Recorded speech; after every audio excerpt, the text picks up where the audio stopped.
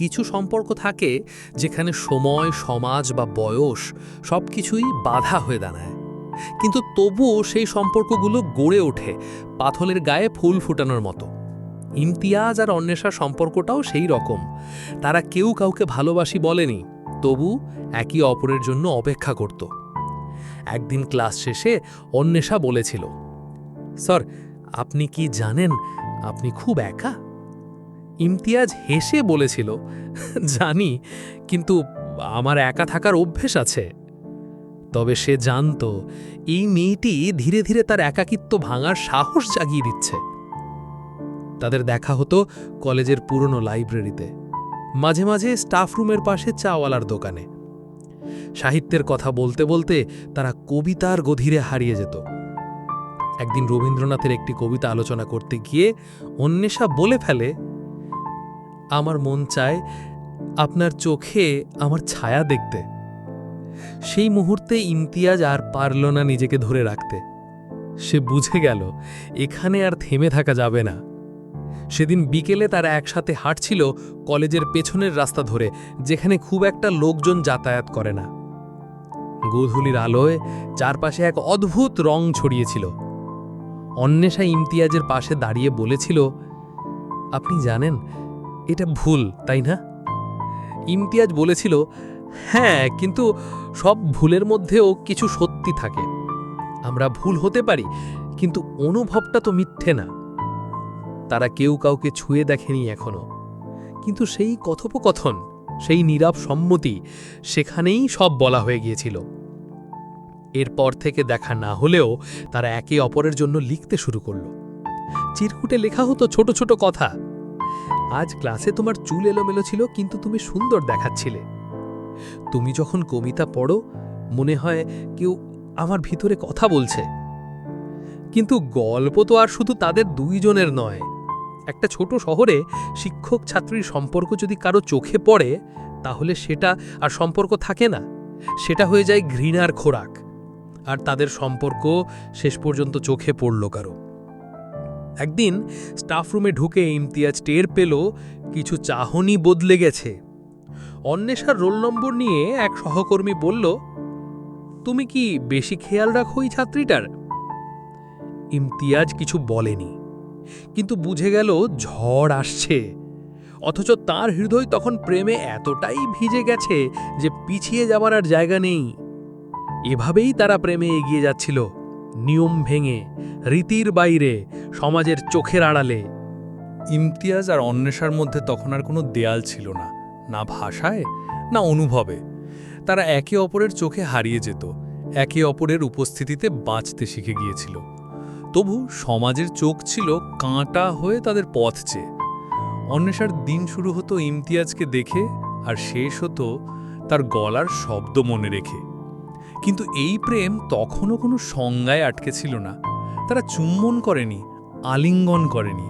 তাদের প্রেম ছিল চোখের ভাষায়, অপেক্ষার ক্লান্তিতে, চিরকুটে লেখা অস্পষ্ট কবিতায়।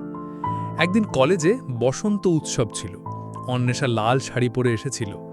ইমতিয়াজ সেদিন ক্লাসে ঢুকে তাকে দেখে কিছুক্ষণ চুপ করে দাঁড়িয়েছিল। ছাত্রী আর শিক্ষকের সম্পর্ক সেদিন কলেজের নিয়মিত দেয়ালে ফাটল ধরিয়ে দিয়েছিল।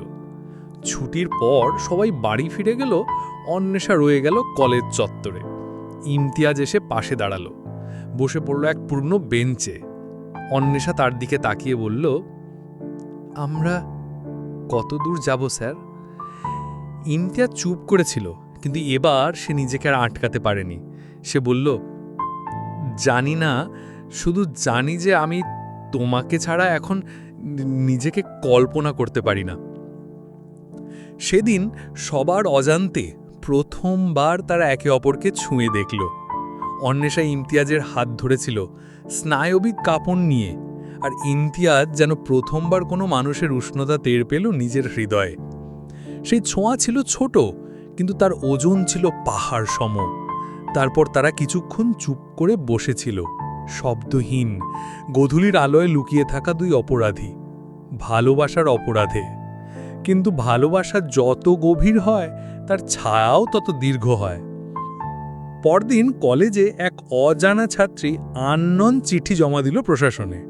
চিঠিতে লেখা ছিল একজন শিক্ষক নিয়ম ভেঙে এক ছাত্রীর সঙ্গে ঘনিষ্ঠ সম্পর্ক গড়ে তুলছেন।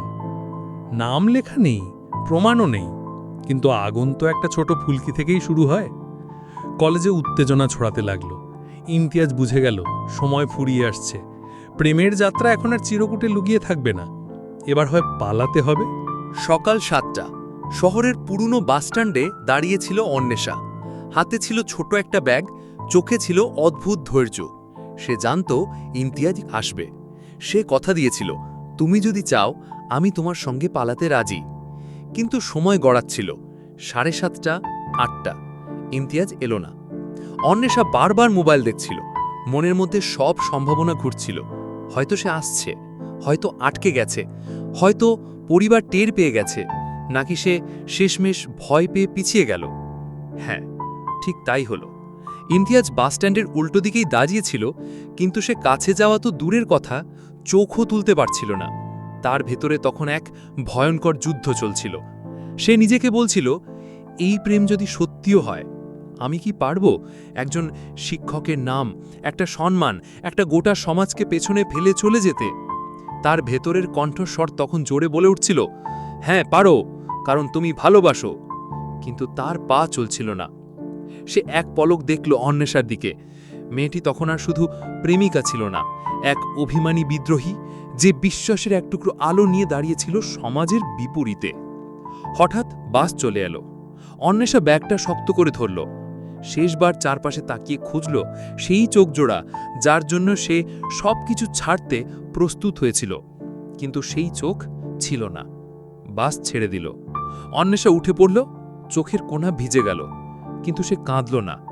একটা মেয়ের চোখে সেই প্রথম ভালোবাসার মৃত্যু দেখা গিয়েছিল, নীরব অথচ চিরন্তন। অন্যদিকে ইমতিয়াজ, সে দাঁড়িয়েছিল রাস্তার পাশে, নীরবে, অচল হয়ে। সে জানত আজ সে হারিয়েছে অন্বেষাকে নয়, বরং নিজের সাহস, নিজের প্রেম, নিজের সমস্ত সত্যিকে। সেই দিনের পর ইমতিয়াজ আর কলেজে পড়ায়নি। সে বদলি চেয়ে অন্য জেলায় চলে যায়। অথচ আজও তার আলমারির এক কোণায় রাখা আছে সেই চিরকুটটা, যেখানে লেখা ছিল, আমি জীবন ছাড়তেও রাজি, শুধু যদি তুমি বলো। অন্বেষা আর ইমতিয়াজের গল্প শেষ হয়নি। শেষ হয়েছে শুধু তাদের একসাথে থাকার সুযোগ। ভালোবাসা ছিল, কিন্তু সাহস ছিল না। ভালোবাসা সত্য ছিল, কিন্তু সময়টা নিষিদ্ধ ছিল। সব প্রেম গল্প পূর্ণ হয় না। কিছু প্রেম শুধু থেকে যায় একটা চিরকুটে, এক ফাঁকা বাসস্ট্যান্ডে, আর একজন মানুষের আজীবনের নীরবতায়।